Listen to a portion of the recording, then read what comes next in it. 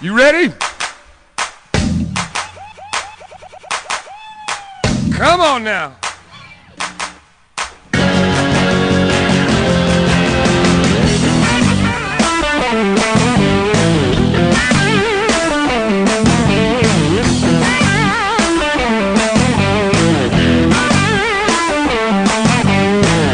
Good soul or old soul, don't matter. Let's go calypso. Don't matter. Tie or tie-dye, don't matter. Tight fade or brown braid, yeah. Don't matter. Snake skin or Timberland, don't matter. Redhead or brunette, don't matter. Break dance or slam dance, don't matter. Do the jerk until it hurts, I'm telling you. Nothing wrong with that. Nothing wrong with that. I'm telling you. Nothing wrong with that. When I was young, my mother used to sit in front of the television on Saturday nights watching Lawrence Welk. And as a little child, I was probably 3 or 4, I would go and get the broom. And I'd stand in front of the TV and I would rock and roll with the broom. And my mother, she just thought it was the cutest thing. And they'd go, yeah. So then, the next week I would drag out pots and pans and some butter knives, and I'd sit on the floor and I'd watch the drummer on Lawrence Welk, and I'd start pounding and they'd go crazy. God, shut up, shut up. But I still did it. They allowed me to do it. And that was the good thing, because they never stifled me as far as my music. They always promoted me. They always backed me. And as a young child, when I was 5 years old, my mother and father decided, he loves music so much, let's get him a guitar. And so they bought me a guitar from Sears and a little amp. And I started taking lessons shortly after that here in town at a place called Happy Logan Music, where my teacher was Eddie Hernandez. And he also played in nightclubs. So when I was young, my parents would take me, because I couldn't go by myself, so I was too young. So they would take me to go see him do a gig every once in a while. They said my eyes were just shining. So I took lessons for about 8 months, and after that, my guitar teacher said to my parents, I have nothing else to teach him. I've taught him everything I know, and he's better than me. So my brothers, I have 2 other older brothers, and everybody in the family plays. From the youngest one who plays trumpet to the oldest who plays piano. And everybody in between plays some sort of instrument, which was really nice, because it was a very musical situation in the home. There was always music, Spanish music, American music. Beatles came out, we freaked out. We thought it was the greatest.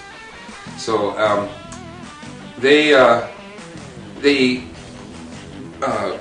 backed us up by buying us equipment. I got a guitar and an amplifier. My other brother got a set of drums. My other brother got a bass guitar. So we had a band called the Invaders. We did a show for back in '69. The Invaders. We did a little, I don't know, promotional type of deal, outdoor kind of concert thing for Republican Don Brotzman, who was running for congressman. And we had done a show for them, and there happened to be the person that did the article, Zoe something. She was there, and she got to talking with my mother, and my mother said, "Oh yes, my whole family plays, and all the kids and everything." So she thought it would be a good piece for the center section on the Sunday newspaper. So they contacted my mother and my father, and they came out, and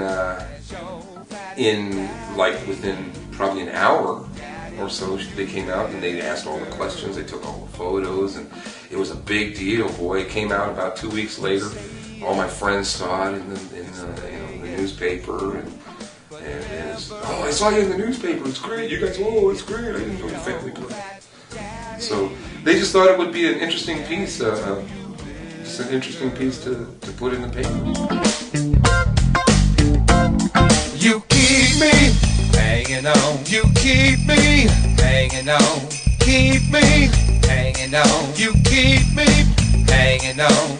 Keep me hanging on. You keep me hanging on. Keep me hanging on. You keep me hanging on. You tell me you love me before you, baby, you snub me as your fat daddy. Years old, daddy. I had my own band with kids from school.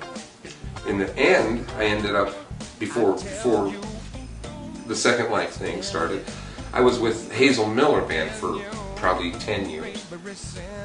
And then that kind of faded out and we started Fat Daddy, which is the band that I'm in right now. This is the second edition of Fat Daddy.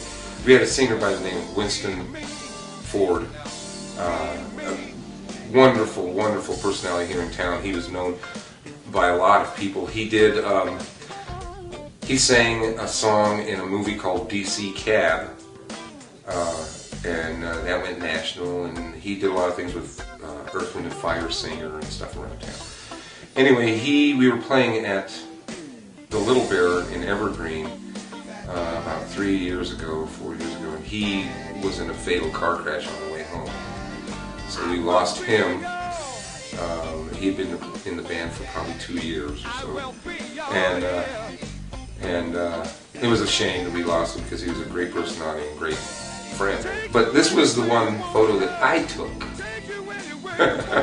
on a timer because we didn't have a band photo and we were getting gigs all over the place. And we just were too lazy, I guess, or something, to go out and get a professional picture. So I said, yeah, I have a nice Nikon camera, I'll take a picture. And that's what came out. We're standing in some alley and anything. I'm trying to be artsy fartsy. A minute, but I caught it, yeah.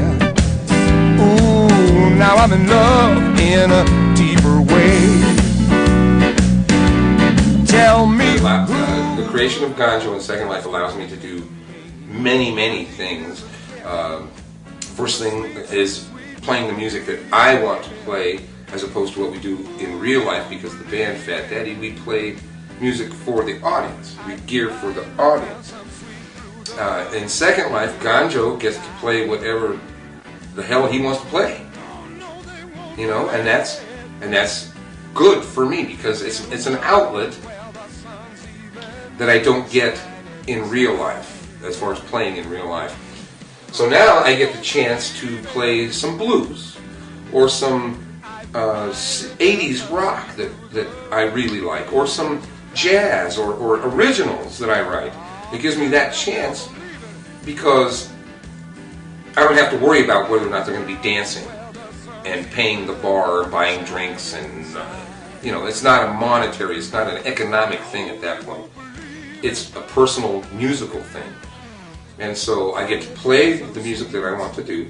Not only that, but I get to sell CDs of my originals, and I have 2 CDs out.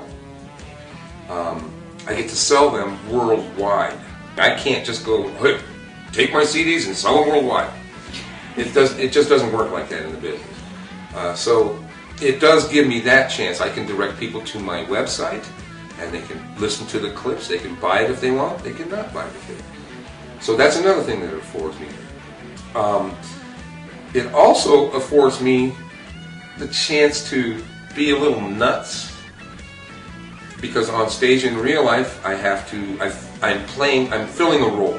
I'm the guitar player, I sing my parts, I do the stuff, I'm happy and I'm joyful, and so I don't have a whole lot of room to step out. In Second Life, I can be an idiot if I want to be. I can be a blithering, drooling idiot if I want to be. But if I get a little nuts, if I get a little giddy or whatever, it's okay. It's okay. I transfer it to the people listening to me, and they follow along. They just join right in.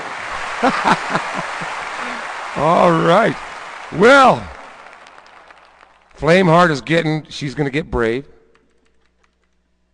She's going to come on up, and she's going to dance with the Bod Squad, Who knows? It might work No, out. because Ganjo and Gary are the same. One and the same. There is no difference. When I go in there and I log on as Ganjo Mokeev, it's a game name. It's a title for my avatar. It has nothing to do with my personality. I'm still, my personality is basically the same in real life as it is in Second Life. The only thing is I get the chance to promote my personality, to show it, you know, more than in like in real life on the stage that in the job. I get to be more of myself in Second Life because I'm not in a role. I'm not in a position. Depend on my imagination. Didn't want to fade what you've been putting down. But then you say, yeah. Say the word, baby. I Go under. The way I see it, I don't want to be anything more than I am, and I want to be anything less than I am in real life. So I transfer my persona in real life to my persona in Second Life. It's the one and the same. It's just one and the same. Baby, baby, yeah, I'm missing you something deep, girl. baby go around, Woo! missing you now, something Deeper deep. going deeper down without you, baby. Whoa! Hey, listen, I want to thank you all for hanging out with me down here at the Brick. Ladies, thanks for the dance.